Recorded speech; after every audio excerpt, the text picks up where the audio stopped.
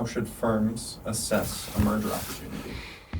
So firms should assess a merger opportunity much like a partnership, because when you're thinking about a merger, you're actually getting a partner in the deal. That's the assumption that we would normally expect that would come out of a merger. So mergers are slow, just like bringing on a partner is slow. So the journey through partnership is a journey of years, not really moments or weeks or months. So you want to work probably for, we would say, 2 to 3 years with somebody before you start coming together as a partner. So we would want you to know another firm owner for 2 to 3 years to actually get into a merger situation. Now, that's not always going to be true, but those are some basics. We would say there's a lot of preparation for the partnership or the merger to take place. Like any growth move, planning is really what makes you successful, because we have to remember we're pushing together these service organizations. So we're pushing together teams that have habits of working together, that have some kind of habits of authority, project management, client service. All of that's embedded into a team. And when you push two firms together in a merger, they have to match, and they don't match. They never match. So that's something you have to plan to get done initially. A merger is about planning, and there's a number of different buckets you want to make sure you're planning on. One is the market facing, right? That's going to be the website, the combination. It's the presentation of maybe two firms or 2 or 3 firms together, all now working under one name.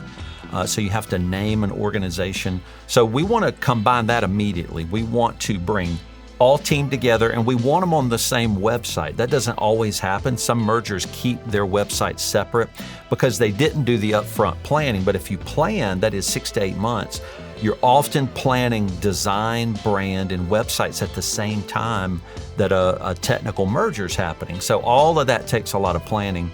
So we would say one of the buckets of planning is the market-facing plan, and the market-facing plan is the website. So we want to see that done immediately. Another thing we want to see done immediately is that teams know they're in one team. We don't want to keep teams separate when there's a legal purchase of firms. When they're actually legally together, we want to see teams be together. And so typically we'll plan up until that point, up until the point of announcement to that team, because the way you announce and communicate to the team is done in a very particular order, just like anything else in a merger. And so we'll want to be involved in a retreat. So often we'll pull together all teams right after the announcement's been made. We want to pull them into an on-site physical retreat as soon after the announcement to that team as possible, because then you got them in the same room. They're not focused on client work. They can deal with sometimes the angst of being surprised by the fact that their owners, their partners, the people that were their leaders are sometimes gone now because they exited in a merger, or they've got a new boss. It's just their perception. And so you got to get them in a room and really start questioning and taking them through exercises so they can get out a lot of the thought and the ways that it feels to be surprised with just new owners, new leaders, a new way to do things. So another bucket of planning in a merger is the internal systems. And so firms are technical firms, so we have a lot of technical software. We have tax software. We have a lot of project management software.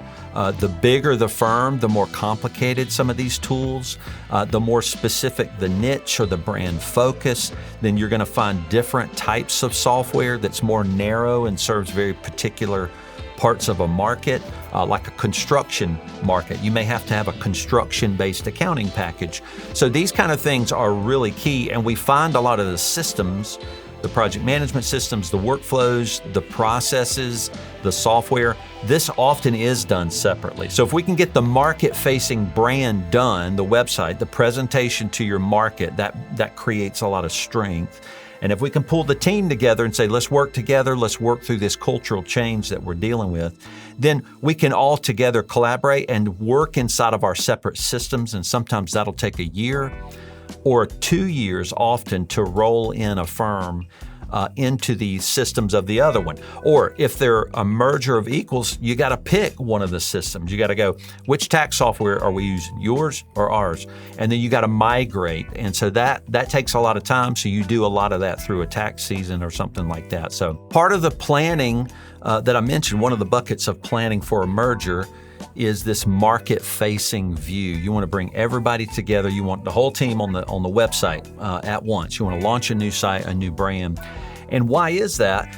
That's because that's the power you're going after. What you're trying to do in merging is you're trying to become bulkier and bigger. You're trying to kind of jump, you're trying to leapfrog some of the other competitors in your market. So when you merge, especially if you merge an equal into your firm, that is somebody that's about the same size, you're going to double in size. Doubling in size for some firms, if you scale organically over time, could take you 3 to 5 to 8 years, depending on how the firm owner does it and the pace they do it.